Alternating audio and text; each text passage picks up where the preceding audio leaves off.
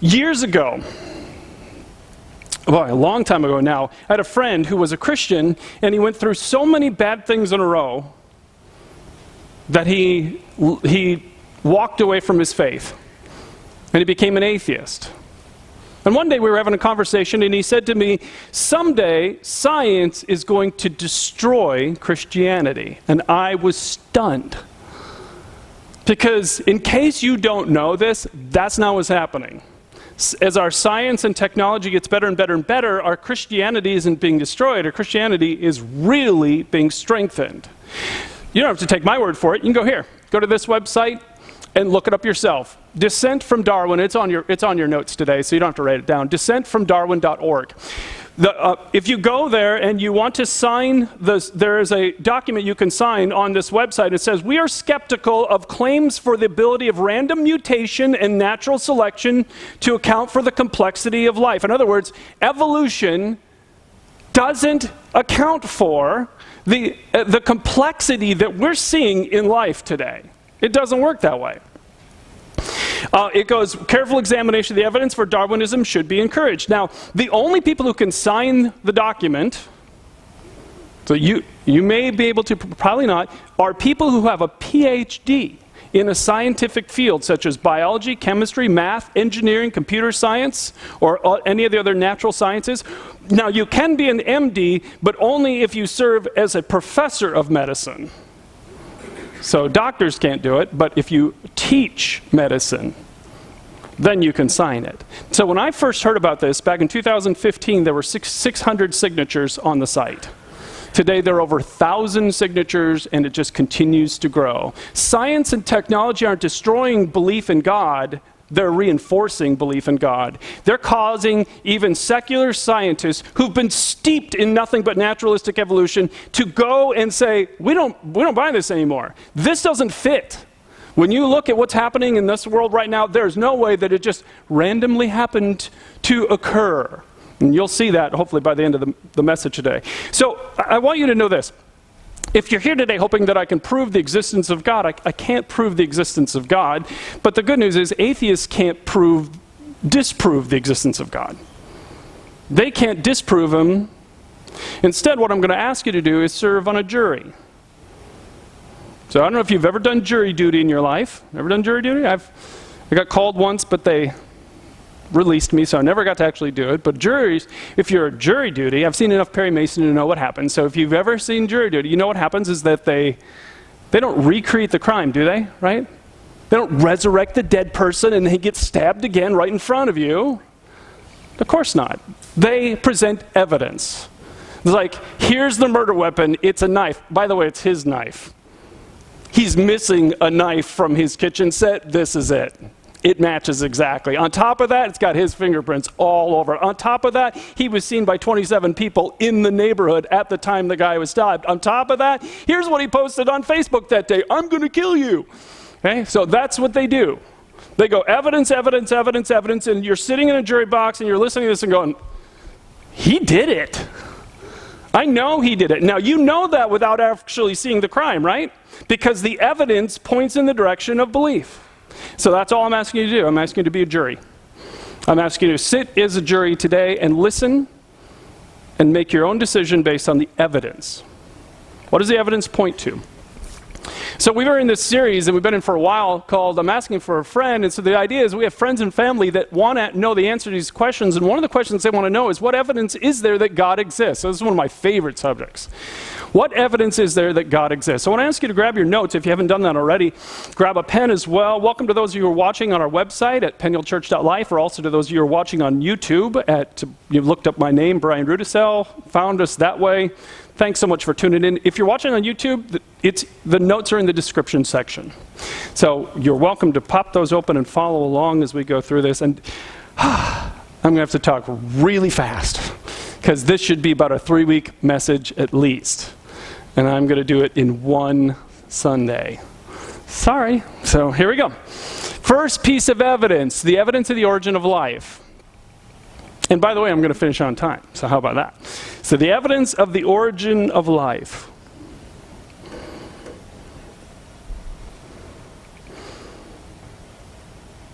scientists used to believe that we had an eternal universe. Did you know that? Scientists believe that the universe had no beginning and no ending. Now, the reason why that was really important is because then you avoid something called Coulomb's cosmological argument. So here's Coulomb's cosmological argument. Whatever begins to exist has a cause. Makes sense, right? Whatever begins to exist as a car. You drove here in a car. Well, that car didn't just poof out of nowhere, right? Somebody at a factory somewhere built that. And then you bought it and you got here. So that everything that begins to exist, your car did not exist 100 years ago, it exists now, has a cause. The universe began to exist. So the universe has a cause. So that's the logical argument. So for years and years, for centuries, scientists said, no, the universe had no beginning. Has no beginning, no ending, it's just eternal. It's always been. We don't believe in God. God's not eternal, but the universe is. And then along in 1915 came Albert Einstein. And he discovered the theory of relativity. And when he first realized what the conclusions of this were, was that the universe had a beginning point, he thought he was wrong. He thought he'd done the math wrong. He thought that someday scientists would come along and destroy the theory of relativity because it proved that the universe actually began at a static point. It had a beginning, which was against how the scientists viewed the universe. So, unfortunately for him, science came along and validated his theory. Wait, the universe does come from a set point. It has a beginning. It's got a beginning. Now, that was good for his theory, bad for scientists who want the universe to be eternal, because we're back to this again. The universe had a starting point. Well, whatever begins to exist has a cause. The universe began to exist, therefore the universe has a cause. And so scientists really didn't like the implication of this because they have no answer for that. What caused the universe to begin? So years ago I saw this, I thought it was hilarious and so accurate. Because here's the problem with being an atheist. Atheism is the belief there was nothing, and nothing happened to nothing, and then nothing magically exploded for no reason, creating everything. And then a bunch of everything magically rearranged itself for no reason whatsoever into self-replicating bits which then turned into dinosaurs. That's atheism, right? And it's kind of meant to be a little silly, but think about the parts of it. There was nothing. Nothing exploded. But it wasn't caused by anything. And then eventually these non-living things came alive and became dinosaurs and eventually you and me. Those are the fundamental tenets of this. It doesn't make any sense logically. Everything that has a beginning has a cause. Now again, there's another possible solution, right?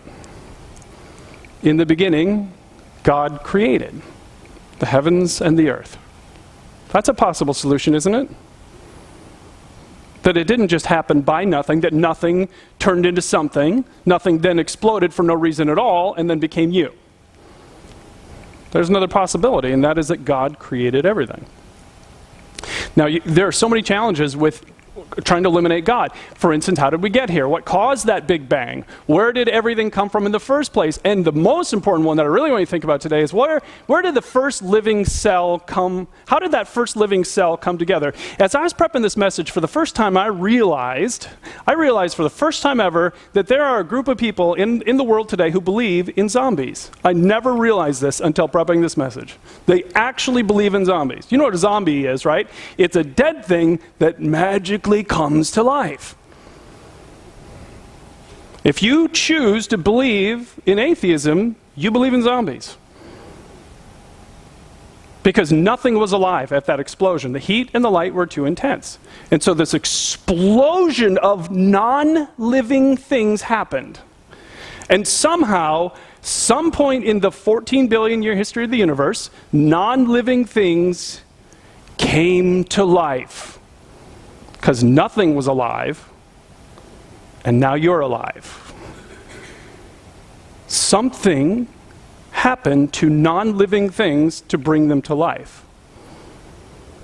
The first time I ever realized that I was prepping this, like, wow. Let me show you the challenge of this, because intellectually this is extremely challenging. I got a few videos I want to show you today. This is from a scientist talking about a single cell in your body. Take a look at this. If I take a sterile test tube and I put in it a little bit of fluid with just the right salts, just the right balance of acidity and alkalinity, just the right temperature, the perfect solution for a living cell, and I put in it one living cell. This cell is alive. It has everything it needs for life. Now I take a sterile needle and I poke that cell, and all its stuff leaks out into this test tube. You have in this nice little test tube all the molecules you need for a living cell. Not just the pieces of the molecules, but the molecules themselves. And you cannot make a living cell out of them.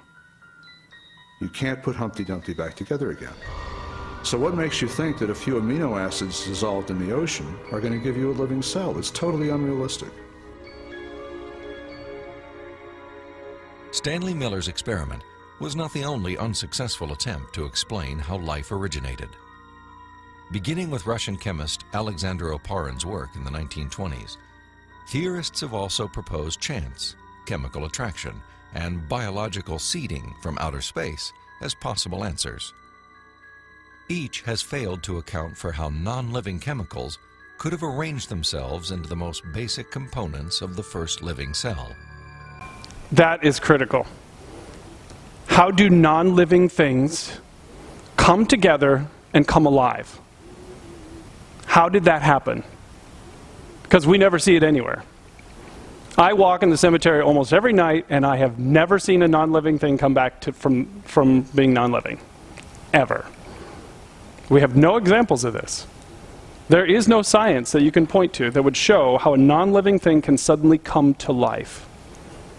Even like that experiment, they can take a living cell, poke it, everything's in the vial. You can do anything you want to it. You can do anything, and you can't make it come together again. You can blast it with lightning, which is what they say, you know, the primordial soup, and they blast it with the lightning. Blast it with lightning. From here to kingdom come, it never comes together again, ever. You can offer it a donut. You can offer it money. You can do anything you want. The living cell never comes back together again under any, even perfect condition. It never comes back together again. So how did the first living cell come together? How did dead things come alive? Now that's not proof. It's just evidence that makes you say, well, what's going on here? So this is the evidence of the origin of life. So I just wanted to start, this is all I have time to give you on this one, because I really want to go into the next one.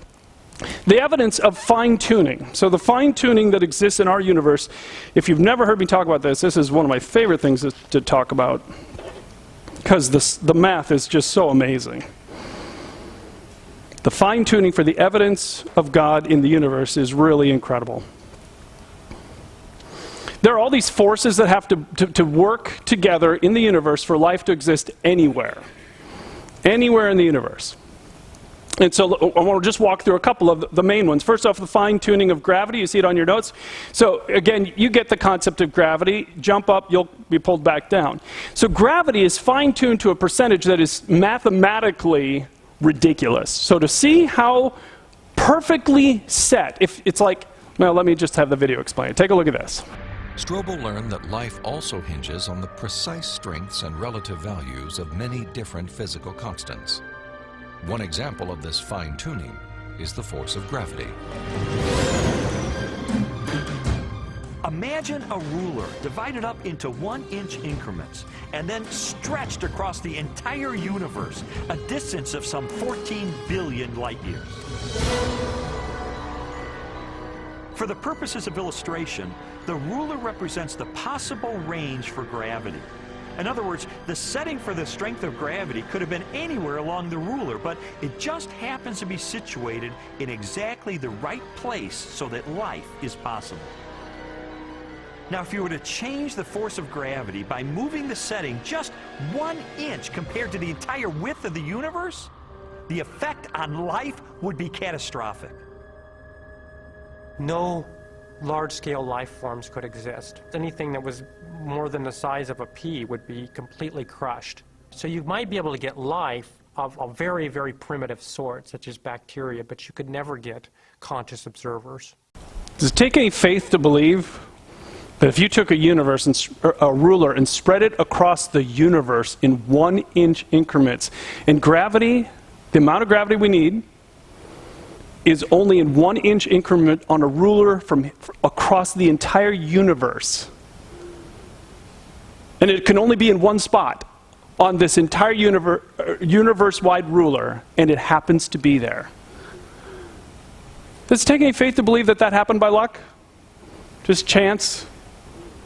I mean, that is staggering faith. Mathematically, that's what I love, is I love the math. I love the math. This is one element of the fine-tuning of the universe in order for life to exist. Just one. We could go on. We could talk about the fine-tuning of the cosmological constant, right? So you know what the cosmological constant is? Is the moment the universe began to explode out into existence, it was going pretty fast. That's the cosmological constant, is how fast was it going? Did you know that it's interesting, 11 times in the Bible, it says that God spread out the universe. Look at this. He sits enthroned above the circle of the earth, and its people are like grasshoppers. He stretches out the heavens like a canopy and spreads them out like a tent to live in. 11 times in the Bible it talks about God spreading out the universe. It's interesting. And the speed of that spreading out is essential. That's the cosmological constant. If it goes too fast, gravity doesn't have a chance to pull together things like planets. No planet Earth, no people. If it goes too slow, then gravity's force works too strong, and you get a whole bunch of black holes, and humans don't live well in black holes. So the speed had to be perfectly set. You want to know how perfectly set it had to be? Look at this. Another example is the cosmological constant. The cosmological constant describes the expansion speed of space in the universe. If space expands too quickly, then the universe will spread out so quickly that material objects can't form. So you can't get stars and galaxies and planets and the types of things that we, of course, take for granted in our universe. Physicists have determined that the cosmological constant is fine-tuned to 1 part in 100 million billion billion billion billion billion.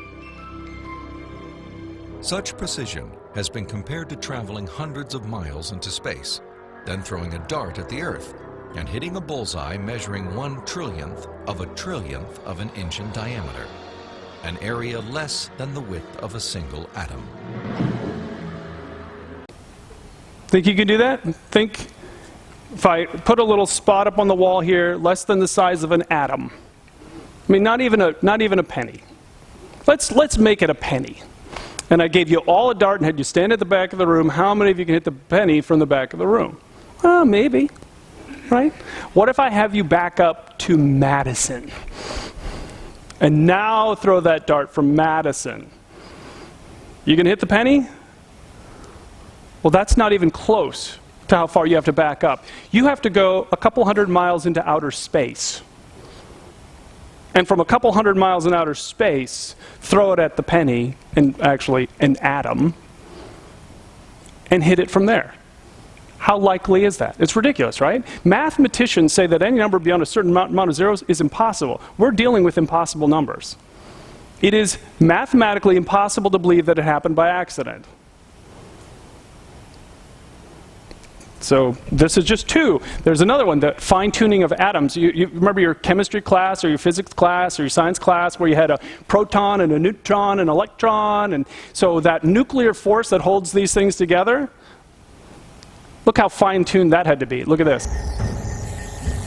This fine-tuning is also evident at the atomic level.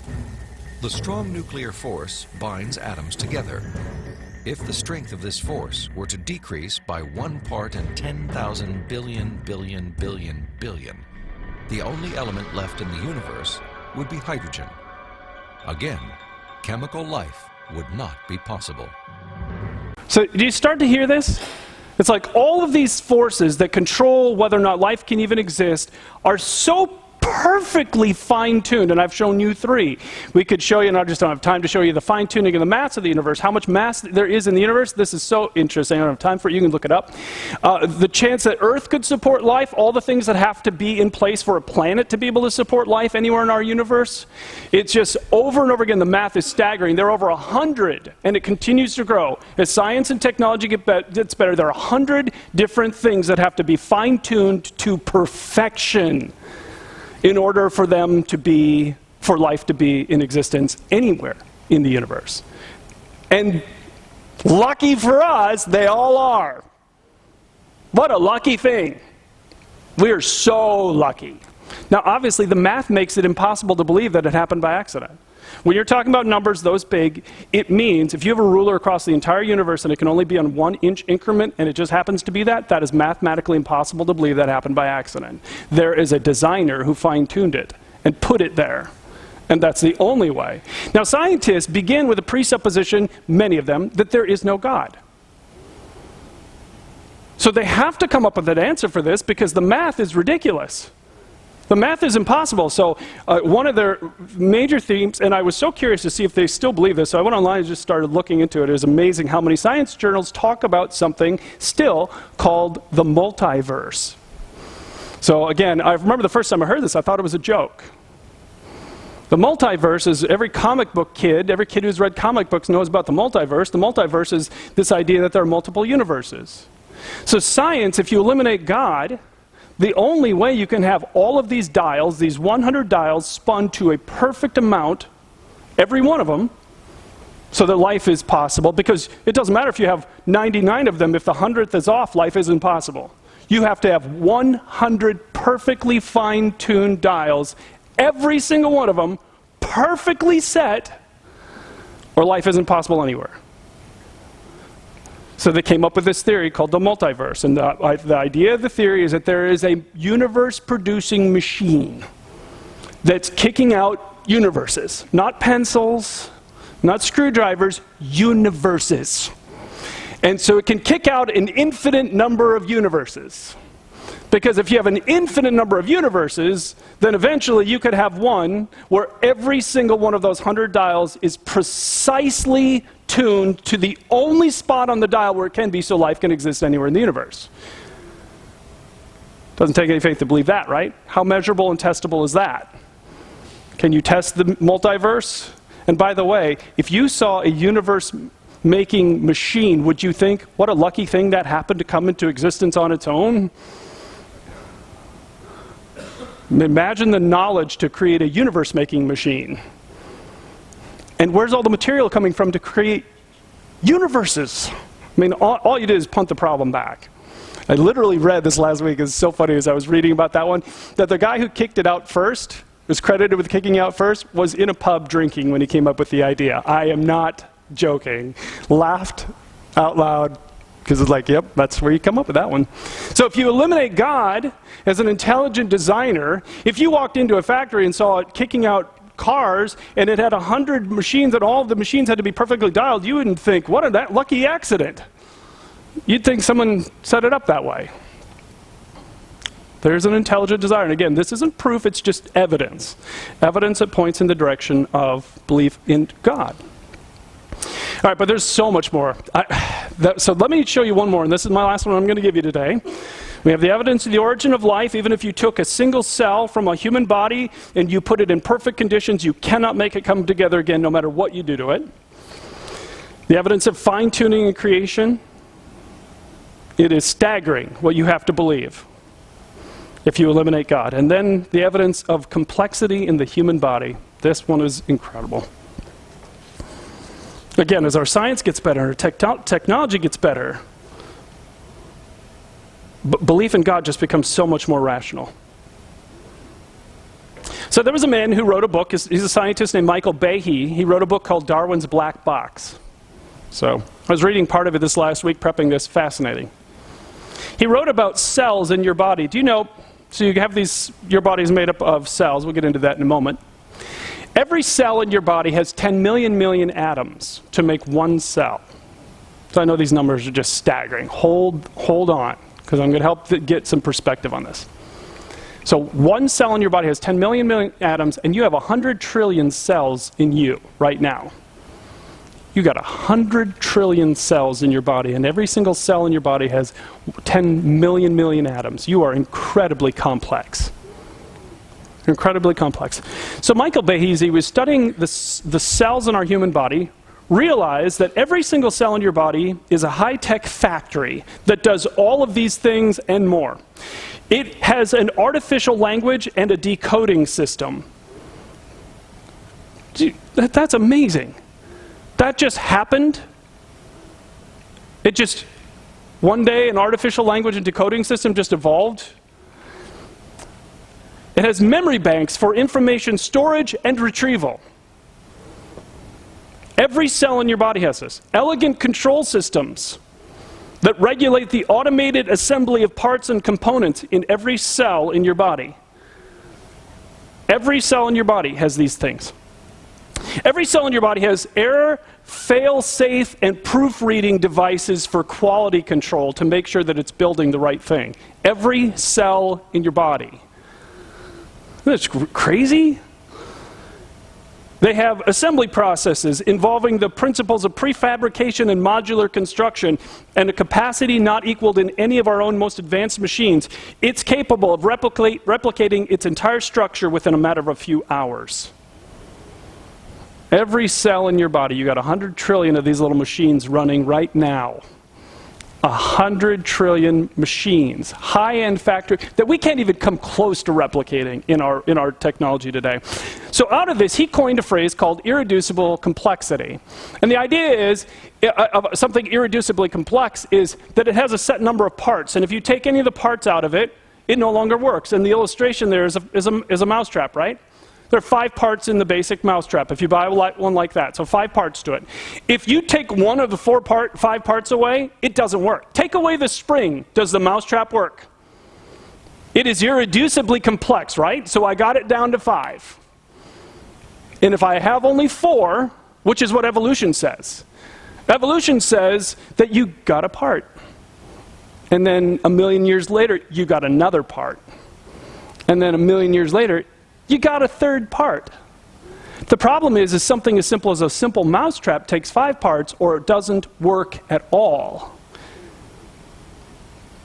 So these are the machines in your body, and they are machines. Living machines are staggeringly complex. And if you tear them down, you take a part out, they stop working. So let me show you that. Each of these biochemical machines is a masterpiece of engineering and nanotechnology. They are essential to functions as vital and diverse as vision, photosynthesis, and the production of energy in the cell.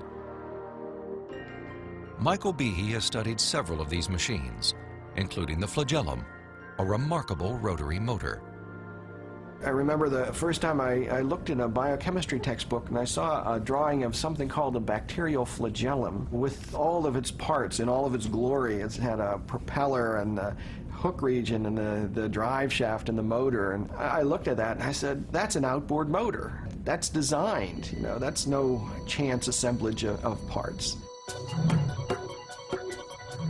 Behe's reaction was not surprising, especially when the bacterial flagellar motor is animated and magnified more than 50,000 times to display the details of its construction and operation.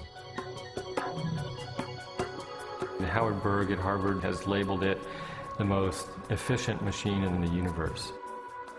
These machines, some of them are running at 100,000 RPMs and are hardwired into a signal transduction or sensory mechanism so that it's getting feedback from the environment. It's got some tail proteins which act as the propeller. When the flagellum rotates, these push against the water and therefore push the bacterium forward. And the motor uses a flow of acid from outside of the cell to the inside of the cell to power the turning. The bacterial flagellum has 2 gears, forward and reverse, water-cooled, proton motive force. It has a stator, it has a rotor, it has a U-joint, it has a drive shaft, it has a propeller. It's not convenient that we give them these names. That's truly their function. That blows my mind every time. I mean, what can we create that can go 100,000 revolutions per minute? And in every cell in your body, 100 trillion cells, you have something going 100,000 revolutions per minute. A fully functioning machine, a living machine. And by the way, if you take one part out of that living machine, it stops working. It is irreducibly complex. It needs all of those parts in order for it to run. This is just amazing. Take one piece out and it stops. I wish I had time to talk to you about blood clotting. You can go Google that. You can look at the complexity of what it takes for your body to be able to stop you from bleeding. All the irreducible parts that have to be in place at the same time. You can't have 9 out of the 10 parts, or you don't stop bleeding. Or it clots in spots that it shouldn't be clotting, and you don't live. I mean, the system in our blood, and I don't have time to talk about DNA, which is one of the most amazing things ever. I wanted to show you this, because I really want to help you understand the mathematical possibility that all of this happened by accident. So this is what I want you to see. So we will give secular atheists bacteria. We'll give you bacteria. You get to start with something alive. You don't get to tell it, we're not even going to make you guess at how something dead came alive. We're just giving you bacteria. So what's the mathematical possibility that you start with bacteria and the bacteria evolves into a human being in the time frame that we know that the universe has been existed, giving them the 14 billion? We'll give them that too. We'll give them something alive when nothing's alive, and we'll give them 14 billion years. Do you know what the mathematical possibility is that turned into that? The number 10 with 24 million zeros behind it. I wasn't typing 24 million zeros. It is so mathematically impossible, it's like this, okay? Go to California and buy the lottery. And you win the lottery today. Yeah, you win today. And you buy a lottery tomorrow, and you win tomorrow. Yeah, likely, right?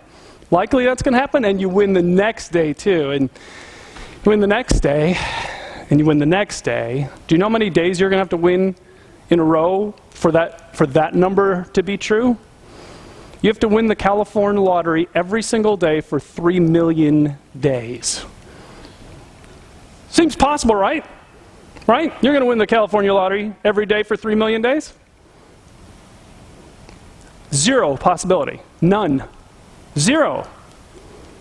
It's not like it's unlikely. It is impossible, mathematically impossible to believe that machines, living machines, exist in your body and they happened to just evolve given time and chance, which, by the way, anytime you hear a scientist use the word chance, it's their phrase of, I have no idea.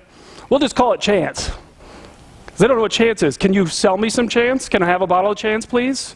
Can you quantify and measure chance? Nope.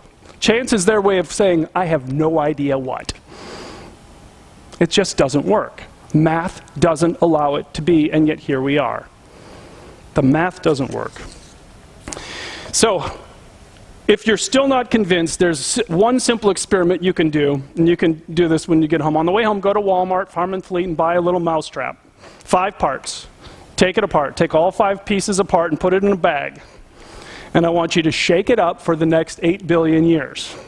Now, they always say, they zapped it with lightning, so go ahead and zap it with lightning every day for the next 8 billion years. What's the likelihood that 8 billion years later you dump that out and it is a fully functioning mousetrap?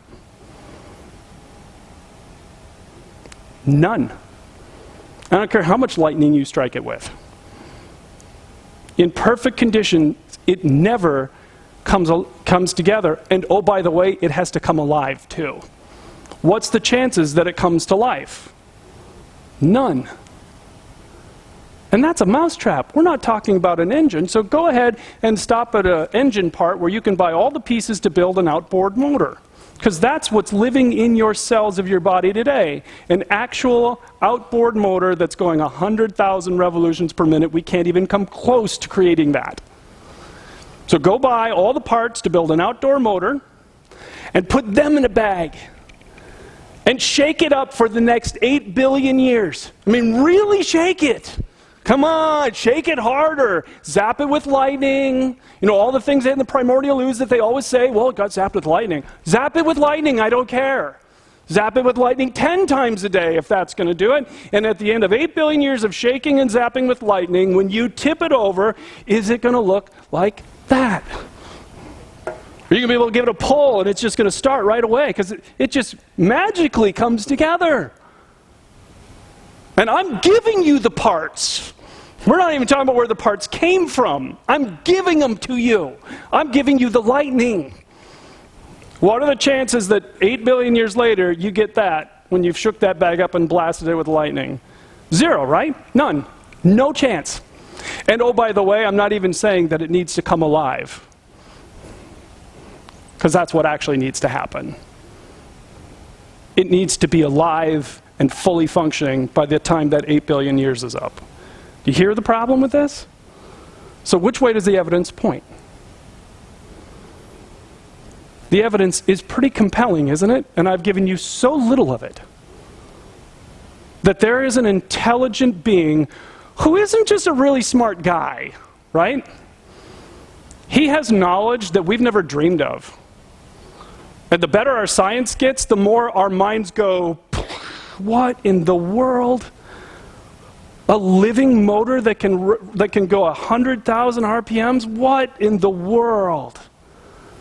That's impossible for us. And our God spoke it into existence. With that much knowledge and that much power, there is an intelligent being. And then you think about that verse that we started the service with from Psalm 46, and it says, God is your refuge and strength, always ready to help in times of trouble. How much can He do for you? You think He can help you? You think there's any problem in your life today that's so big He's like, oh no, don't bring that to me. You think He can't handle anything you got going on? That's why He wants us to trust Him. To really lay our lives at His feet and trust Him. For those of you who are already Christians, you're already convinced, great. I want you to know you're not committing intellectual suicide by being a follower of Jesus. Not at all. Belief in God is very rational. The evidence is overwhelming. The math alone makes it, in my mind, impossible. Impossible to believe, to not believe. But there's more than that. As Christians, we don't just say that He is God and that He's real. We say that He cares about us. And introduce this whole other aspect of how much He cares about us by sending His Son 2,000 years ago into this world. Jesus became one of His own creations. Imagine what that was like. The Creator, God the Son, becoming one of His own creations. Could He see all 100 trillion cells at the same time as He was making Himself? I mean, incredible. The Bible says in Colossians that Jesus was the Creator.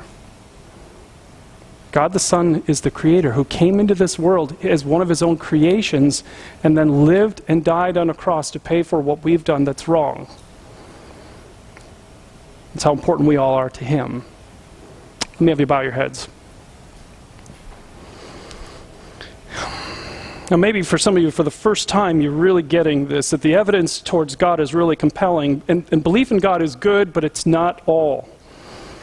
The Bible says that Jesus came and revealed that to be with the Father in heaven, we have to be perfect like He is perfect. I mean, you get a glimpse in this message of just how amazing this God is, and we have the smallest glimpse. And Jesus said, you got to be perfect, and none of us are. So He came and died on a cross for what we've done that's wrong. He bled and died on that cross for all of us, and then He rose again.